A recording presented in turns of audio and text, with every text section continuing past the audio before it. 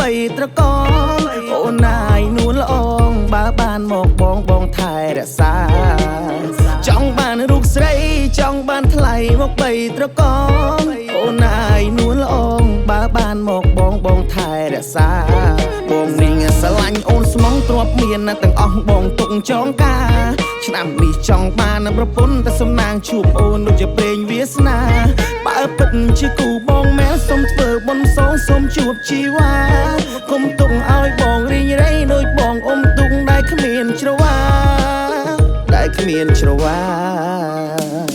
អូនណាយអូនកូនណាឃើញអូនស្អាតដូចនៅរាជកាលីហ្វ័រញ៉ាតើអូនស្រីខ្មែរតែសម្រស់មិនធម្មតាតើប្រុសណាបានជាគូព្រេងវាសនាមុខអូនស្លូតតែសម្ដីដូចខ្លាបើសិនបងទៅនេះថាដូចឆ្មាស្រីស្អាតសមនឹងប្រសង្ហាស្រីដូចអូនសមនឹងរៀមរាបើបានមកបងមិនដឹងលុយយ៉ាងណាចង់និយាយចឹងចង់បានរូបស្រីចង់បានថ្លៃមកបីត្រកងអូនណាយនួនល្អងបើបានមកបងថែរក្សាចង់បានរូបស្រីចង់បានថ្លៃមកបីត្រកងអូនណាយនួនល្អងបើបានមកបងថែរក្សាបងនេះស្រឡាញ់អូនស្មងទ្របមានទាំងអស់បងទុកចងការឆ្នាំនេះចង់បានប្រពន្ធតែសំណាងជួបអូនដូចជាព្រេងវាសនាបើពិតជាគូបងមែនសុំធ្វើបុណ្យសងសុំជួបជីវ៉ាគុំទុកឲ្យបងរីងរៃដូចបងអ៊ំទុកដែលគ្មានច្រវាដែលគ្មានច្រវាឆ្នាំមុនខ្ញុំខូចចិត្តរិញរៃដូចជាតន្ត្រីដែលខ្ញុំកវៃមកនិពន្ធដូចជាយអូនកំពុងតែធ្លាក់បាតផ្សារដូចជាចង្វាក់ដែលមានហើយតែគ្មានទូក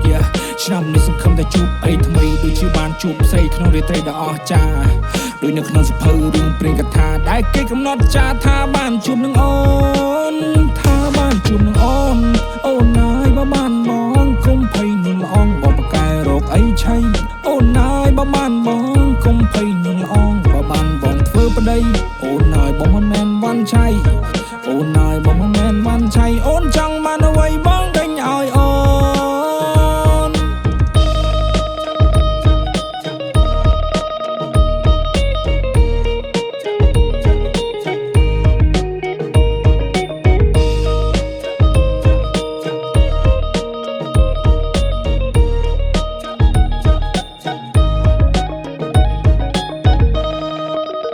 ចង់បានរូបស្រីចង់បានថ្លៃមកបីត្រកងអូនណាយនួនល្អងបើបានមកបងថែរក្សាចង់បានរូបស្រីចង់បានថ្លៃមកបីត្រកងអូនណាយនួនល្អងបើបានមកបងថែរក្សា